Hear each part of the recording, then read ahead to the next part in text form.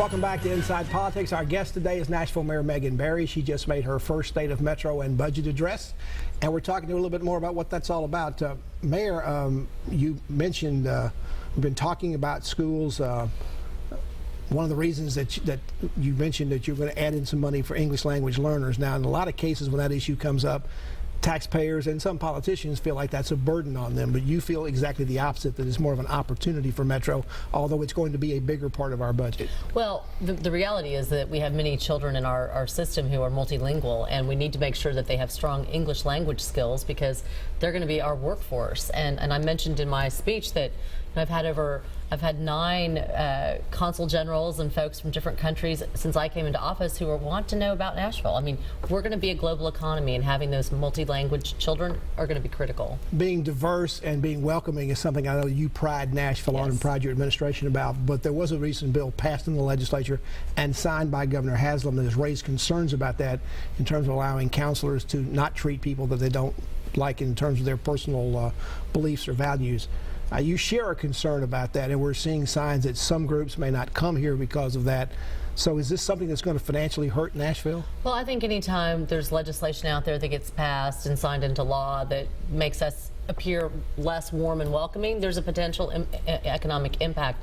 One of the things that I've talked about a lot is about the fact that Nashville is a pro-business and progressive place, and I think we have been successful with that as our approach, and I want to continue to do that. Before we get away from education, next week we're going to start a whole new process of once again trying to select a new schools director for Metro Schools. The finalists will be coming out, I believe, from the search team. Yes. You may have had a chance to peek in to see who's applied. Last time the problem seemed to be we weren't completely comfortable with the list in terms of their experience in urban situations or their experience as superintendents.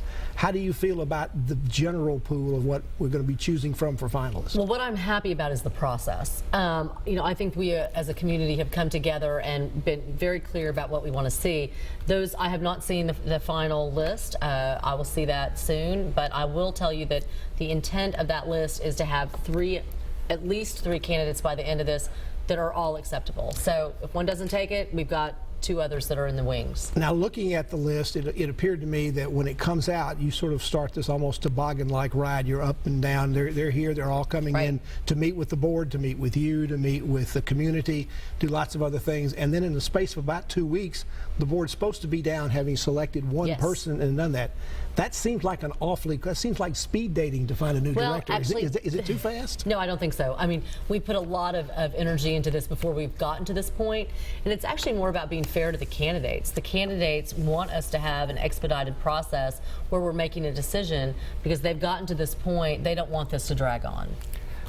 Another area that you brought up that will take a long time, although people wish it would happen a lot quicker, is transit. Yes. You mentioned that we believe now we need to be big, we must be bold, and we must begin now. So what does that mean? Well, what it means is that by the midsummer, we'll have the in-motion plan from MTA.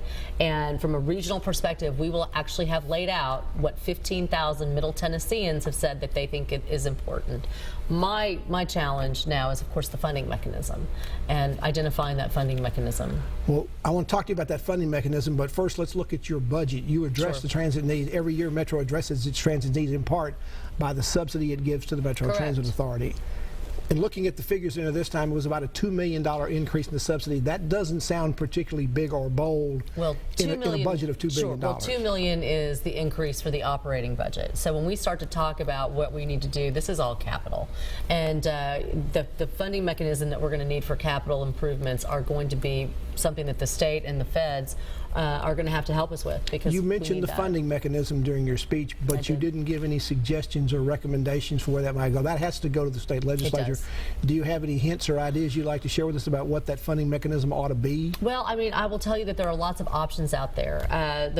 The fact that we've actually passed some legislation that allows us to do P3s with partnerships is intriguing to me, but clearly upping the gas tax is going to be something that I think we're going to have to look seriously at, and Governor Haslam has definitely been in support of that, but that's a conversation we're having. Perhaps some local option sales tax within just this region? It would be something to be voted on by Nashville and perhaps all the other surrounding counties. And that's the challenge, is we all have to come along together. Now, the sales tax is interesting because we only have a little capacity left before we hit the top of what our sales tax capacity is, and 50% of any of that has to go to schools. So we have to find a bigger funding mechanism. One other potential issue is that Nashville and the Republican supermajority in the legislature have not been getting along very well on a number of different issues. Do you have a little bit better hopes for what may happen on mass transit with the Republican supermajority in your administration? Well, I tell you, actually, we have been getting along, you know, because we share the same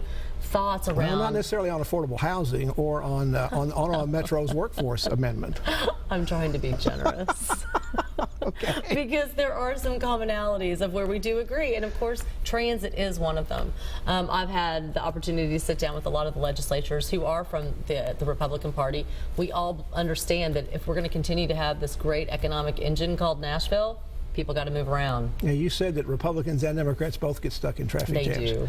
Now, there is, in fairness, there was one bill that I think that passed through the legislature this year that would allow the emergency lanes, the service lanes, to be used for bus express service. Now, yeah, that bus actually on shoulder, absolutely. And where is that? What's the next steps on moving that forward? Because I'm sure there are people who are going to be stuck on I-24 and I-65 and I-40 who want to see that there like next week. Absolutely. So, you know, again, this is a region, so we have to come up with a regional funding mechanism to make this happen, but I'm committed to doing that. We just left Minneapolis, where they have bus on shoulder, and that's a great way, because when you're sitting in your car and you see that bus go by, you're much more motivated to get on that bus. It's going to be a multifaceted approach Yes. to solve the transit problems, and you also said in your speech that there are things that are going to take a good long while. In fact, you said it's probably things that even if you started today might not be done whether you serve 4 years as mayor or the full 8 years as mayor.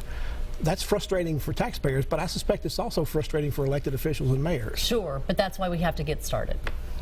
When you came on the show before, you had mentioned that one thing you mentioned to me, you said, well, one thing I have to show some progress on in my first early months and years is to do something about traffic and congestion. Yes. And I've noticed you've been doing some things that looks like, in your minds at least, might be low-hanging fruit. You're Yep. talking about this intersection program you're going to do. You're going to start with 3 intersections but go out to 15. Right. This is based on accident reports and other things that have happened there. Well, how will people see a difference in those intersections, and what will it do on their commute time and the safety in the area? It'll make them safer. So it'll make them safer for all modalities, but it will also mean that the throughput will be much better. And also then I want to add in the 551 signal syncing. That, you know, I was shocked when I didn't realize that we don't have a control room, Pat, where you can sync all the lights. Now, when I was in the Fulton administration back in the mid-'80s, we passed something to better synchronize the lights. And, you know, to be honest with you about it, I think it's been done 4 or 5 times since. And is it something that either doesn't have that much impact, or it has an impact, but then it very quickly gets overtaken by all the increase in the amount of cars on the road? Well, so what you're talking about is different than what we're doing. So what you're talking about is there were times when you would go out and sync the lights, but this is actually adding technology so that you can continue that process all the time. One of the things that we still have in our roads are those copper wires that just talk to one traffic signal, so you can't get all of them talking to each other. That's what we have to change. Mayor Megan Barry is our guest on Inside Politics. Back to continue our conversation, talk more about her first State of Metro address, and back to more of that after this break.